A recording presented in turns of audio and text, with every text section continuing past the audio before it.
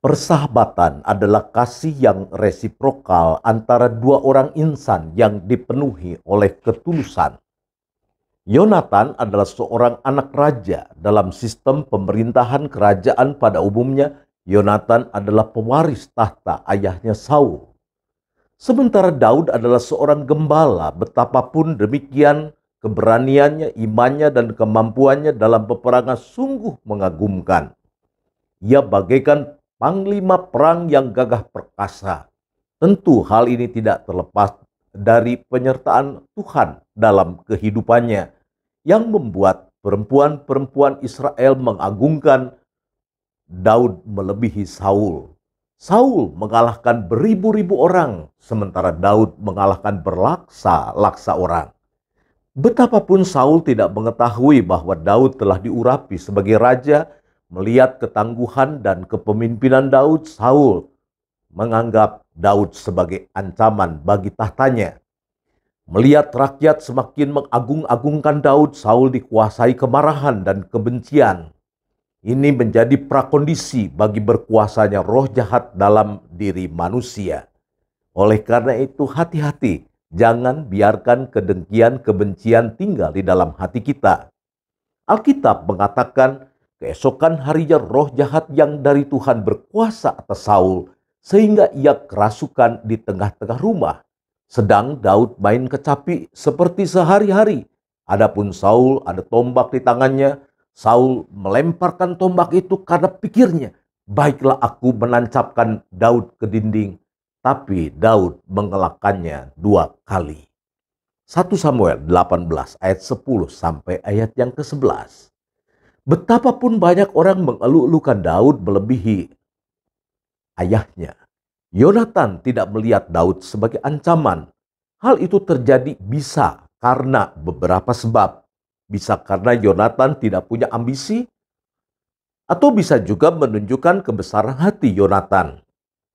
Kita tidak tahu apa sebabnya, tapi Alkitab mengatakan kepada kita jiwa Yonatan berpadu dengan jiwa Daud.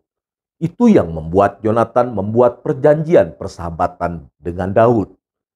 Ketika Yonatan menempatkan dirinya sebagai sahabat bagi Daud, ia memberikan jubahnya, ia memberikan baju perangnya, pedang, panah, dan ikat pinggangnya. Tentu pemberian-pemberian Yonatan kepada Daud syarat dengan makna. Itu berarti Yonatan tidak menyayangkan simbol-simbol yang melekat pada dirinya sebagai putra mahkota demi memberikan perlindungan kepada sahabat yang lebih sering berada di medan pertempuran dibanding dengan dirinya.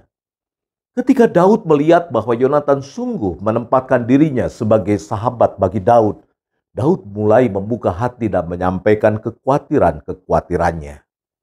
Yonatan meresponnya dengan baik dan menjadikan dirinya sebagai seorang yang layak untuk dipercaya, sebagaimana dikatakan Amsal 17 ayat 17, yang mengatakan kepada kita, seorang sahabat menaruh kasih setiap waktu dan menjadi saudara dalam kesukaran.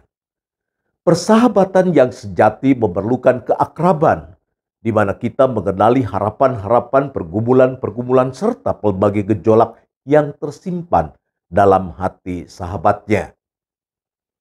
Dan secara kreatif memberikan solusi-solusi yang menyentuh hati.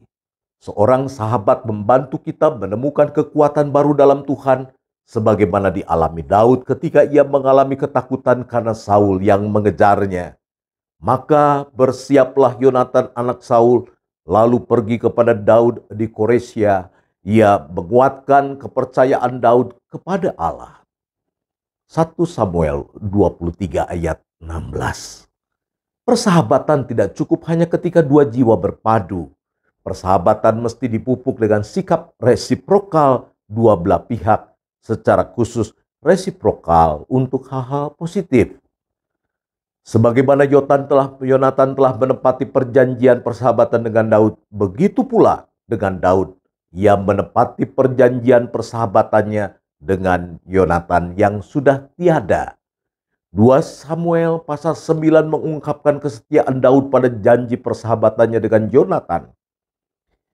Bahkan oleh karena perjanjian persahabatannya dengan Yonatan itu, Daud bukan saja memberikan perlindungan dan kehormatan terhadap Mephibosheth anak Yonatan yang cacat, tapi juga terhadap keluarga Saul lainnya yang masih hidup. Saudara-saudara yang dikasihi Tuhan, selamat menjadi sahabat bagi banyak orang. Tuhan Yesus memberkati.